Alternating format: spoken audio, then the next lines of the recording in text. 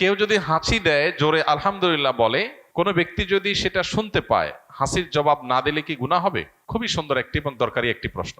ইসলাম আমাদেরকে অত্যন্ত দারুণ শিষ্টাচার শিখিয়েছে এবং সামাজিক এবং পরম সৌজন্যতা বোধ সম্পন্ন মানুষ হতে শিখিয়েছে। অন্য কোনো সমাজে, অন্য কোনো সভ্যতা ইসলামের মতো এত বেশি আপনাকে সৌজন্যতা বোধ সম্পন্ন মানুষ হতে শেখায়নি।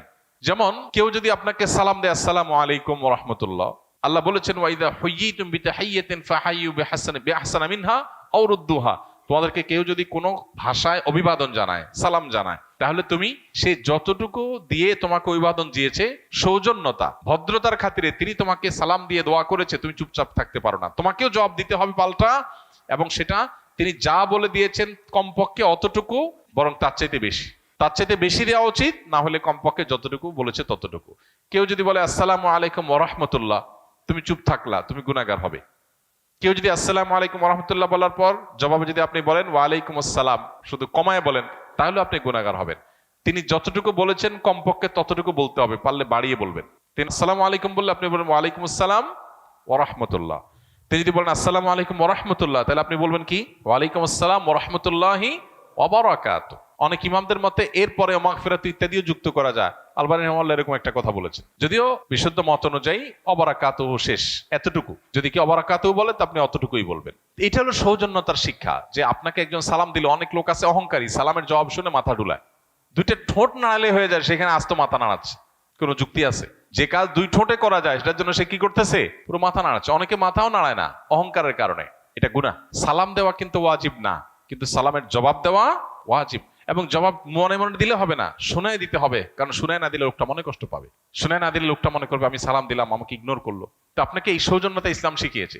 ঠিক একই ভাবে কেউ যদি হাঁচি দেয়, এখন বিজ্ঞান গবেষণা করে বের করেছে, বহু বৈজ্ঞানিক গবেষণা আপনার অনলাইনে খুঁজলে পাবো, যে মানুষ যে হাঁচি দেয়, এই হাঁচিটা মানুষের স্বাস্থ্যের জন্য ভালো। হ্যাঁ, অনবরত ঠান্ডার কারণে হাঁচি, সেটা তো অসুস্থতা, কিন্তু স্বাভাবিক যে হাঁচি, মাঝে মধ্যে হাঁচি হওয়া, এটা মানুষের স্বাস্থ্যের জন্য ভালো। হাঁচির ফলে মানুষের শরীর নির্ভর হয়ে যায়, নানান দিক থেকে মানুষের উপকারিতার পেছনে আছে, বিভিন্ন বৈজ্ঞানিক গবেষণা আছে, অনলাইনে বহু আর্টিকেল খুঁজে পাবেন। তো এই হাঁচি যে মানুষের জন্য ভালো এবং উপকারী একটা বিষয়, এই জিনিসটা তো আমরা জানতাম না।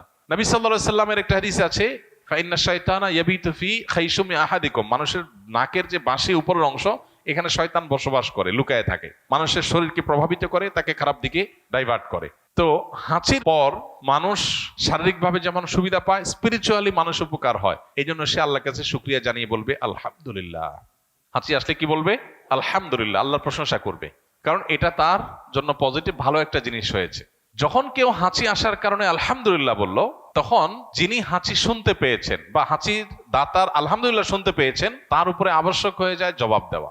এই যে সৌজন্যতার শিক্ষা। হ্যাঁ, হাঁচি যখন আসবে, হাঁচির ফলে নাক থেকে অনেক সময় ময়লা বের হয়, পানি বের হয়, গন্ধ ছড়াতে পারে, আশপাশে মানুষের কষ্ট হতে পারে। সেজন্য আমাদের হাঁচি বিভিন্ন উপায়ে আমরা সেটা যাতে অন্য পরিবেশকে নষ্ট না করে, অন্য মানুষকে নষ্ট না করে, সেজন্য আমরা হাতে, নিজের কাপড়ে, অন্য কিছুতে, টিস্যু বা কিছু দিয়ে আমরা হাঁচি দেবো। সেটা তো অবশ্যই পার্ট অফ সৌজন্যতা, সেটা আমরা করবোই।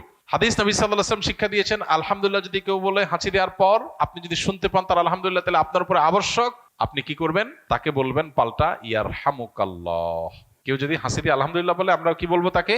ইয়ারহামুকাল্লাহ, মানে আল্লাহ তোমার প্রতি রহম করুক। ওই ব্যক্তির আবার কর্তব্য হলো যে সে যে আমার হাসির জবাব শুনে আমাকে দোয়া দিল, আল্লাহ তোমার প্রতি রহম করুক বললো, তাহলে আমিও তার প্রতি দোয়া নিবেদন করব। তখন তার জন্য কর্তব্য হয় তাকে একটা দোয়া দেওয়া। কি সেটা? ইয়াহদিকুমুল্লাহ ওয়া ইউসলিহ বালাকুম। বাস, এতটুকু এন্ডিং, এরপর আর পাল্টাপাল্টি নাই। তাহলে তো সারাদিন দিতে থাকতে হবে। তাহলে আলহামদুলিল্লাহ বললে হাসি দেওয়ার পর জবাবে কি বলতে হবে? ইয়ারহামুকাল্লাহ। ইয়ারহামুকাল্লাহ শোনার পর যিনি হাসি দিয়েছেন তার আবার জবাবে কি বলতে হবে? প্রত্যুত্তরে কি বলতে হবে? ইয়াহদিকুমুল্লাহ ওয়া ইউসলিহ বালাকুম। কত চমৎকার অর্থবহ দোয়া! আল্লাহ আপনাকে হেদায়েত দান করুক, সঠিক পথ দেখাক, এবং আপনার অবস্থা সংশোধন করে দিন, আপনার অবস্থা ঠিকঠাক করে দিন। একটা দোয়া। আমরা তো কত কথাই বলি, আজকাল দেখবেন একজন আরেকজনের দেখা হলে একটু বেশি আধুনিক হয়ে যাচ্ছি, তো আমরা দিন থেকে সরে যাচ্ছি, এটার নাম দিয়েছে আধুনিকতা। তো দেখা হলে বলে হাই হাই বাই করলে কি হবে? আসসালামু আলাইকুম বললে আপনার প্রতি শান্তি বর্ষিত হোক, আমি একটা দোয়া করলাম, আমি দোয়া করার মধ্য দিয়ে তার প্রতি কল্যাণ কামনা করলাম। সমাজের সবাই সবার কল্যাণ কামনা করলে সমাজটাই তো জান্নাতে পরিণত হয়ে যাবে। হাই ভাই হাই ফাই বললে কি লাভ হবে? তো ইসলাম আমাদেরকে যে শিষ্টাচার শিখিয়েছে, এর চেয়ে যৌক্তিক কোনো শিষ্টাচার নাই। এই জন্য হাঁচির জবাব শুনে আমরা ইয়ারহামুকাল্লাহ বলবো, এটা অনেকে জানি না। এটা আমাদেরকে করতে হবে, এটা কিন্তু আবশ্যক। এটা মিন হাক্কিল মুসলিম, কোন মুসলিমের প্রতি আপনার কর্তব্যের অংশ হলো হাসির জবাব শুনে তার জন্য দোয়া দেওয়া। তাহলে চেষ্টা করবো তো ইনশাআল্লাহ। ছোট ছোট বাচ্চাদেরকে শিখাই দেবো আমরা, তারা এই রেসপন্স করা শিখবে, এই সৌজন্যতা শিখবে, এই ভদ্রতা শিখবে। যে একজন হাসি দিয়ে আলহামদুলিল্লাহ বলেছে আমি শুনেছি, তাকে বলবো ইয়া রাহমুকাল্লাহ, শুনে বলতে হবে, মনে মনে না। আবার যিনি আলহামদুলিল্লাহ বলেছেন, হাসি দিয়েছেন, তিনি বলবেন ইয়াহদিকুমুল্লাহ ওয়া ইউসলিহ বালাকুম। এই একটা সুন্নাত আমাদের সমাজ থেকে হারিয়ে গেছে, আমরা অনেকে জানিও না। এটা বিস্তার করবো তো ইনশাআল্লাহ। এটা আমি অফিসে থাকাকালীন সময়ে কাউকে না পেয়ে একা একা ফরজ সালাত পড়ার সময় হঠাৎ করে দেখা যায় একাধিক লোক এসে জামাতে ফরজ সালাত শুরু করে। সেই সময় আমি কি একাকী নামাজ ছেড়ে দিয়ে জামাতে শরীক হব, নাকি একা একা পড়বো? আমাদের লক্ষ্য রাখতে হবে যে কেউ যদি আমাদেরকে, আমরা একা একা জামাতে দাঁড়ানোর পর দেখি জামাত শুরু হয়েছে, নিজের নামাজ ছেড়ে ওই জামাতে শামিল হওয়ার সুযোগ নাই। কারণ আল্লাহ তাআলা বলেছেন লা তুবতিলু আমালাকুম, তোমরা তোমাদের আমলকে বাতিল করে দিও না, তোমাদের আমলকে বাতিল করে দিও না, এটা আল্লাহ তাআলা আমাদেরকে বলেছেন। অতএব এটা আমাদেরকে মাথায় রাখতে হবে। এখন আমরা যদি কেউ মনে করি যে না আমি একা শুরু করছি, এখন জামাতে পড়লে তো 27 গুণ সওয়াব হবে, সেটাতে আমি যদি যাই তাহলে সেক্ষেত্রে আমার নামাজটা ভাঙতে হবে। নামাজ ভাঙা এটা ভালো কিছু না।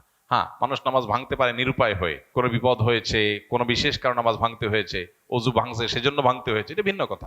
কিন্তু আপনি অতিরিক্ত সওয়াবের জন্য এটা করতে পারেন না। আপনার দাঁড়ানোর আগেই চিন্তা করা দরকার ছিল যে আশপাশে জামাতের কোনো ব্যবস্থা আছে কিনা, সেই জিনিসটা আমাদেরকে লক্ষ্য রাখতে হবে। আল্লাহ আমাদেরকে বোঝার তৌফিক দান করুন।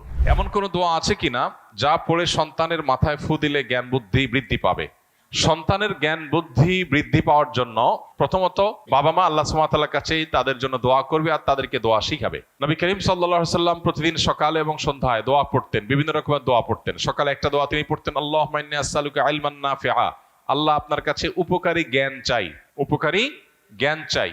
উপকারী জ্ঞান বুদ্ধি যেন আমাদের বাড়ে, সেই জন্য আমরা প্রত্যেকে যার যার জন্য দোয়া করবো। বাচ্চাকে দোয়া শিখাই দেন, আপনি দোয়া পড়ে ফু না দিয়ে বাচ্চাকে শিখান তুমি আল্লাহর কাছে উপকারী জ্ঞান চাও, আল্লাহ তাকে উপকারী জ্ঞান দেবে ইনশাআল্লাহ। তাছাড়া উপকারী জ্ঞানের পথে যে সমস্ত অন্তরায় আছে, মোবাইল ফোনের নেশা, তারপরে সোশ্যাল মিডিয়ার আসক্তি, টেলিভিশন সহ বিভিন্ন রকমের ডোপামিনের যে আসক্তি আমাদের শিশুদেরকে ধ্বংসের দ্বারপ্রান্তে নিয়ে যাচ্ছে, সেখান থেকে শিশুকে আপনি রক্ষা করেন, শিশুর মেধা নষ্ট হওয়ার পথগুলো থেকে রক্ষা করেন, ইনশাআল্লাহ অটোমেটিক সে মেধাবী হবে, সে বুদ্ধিমান হবে।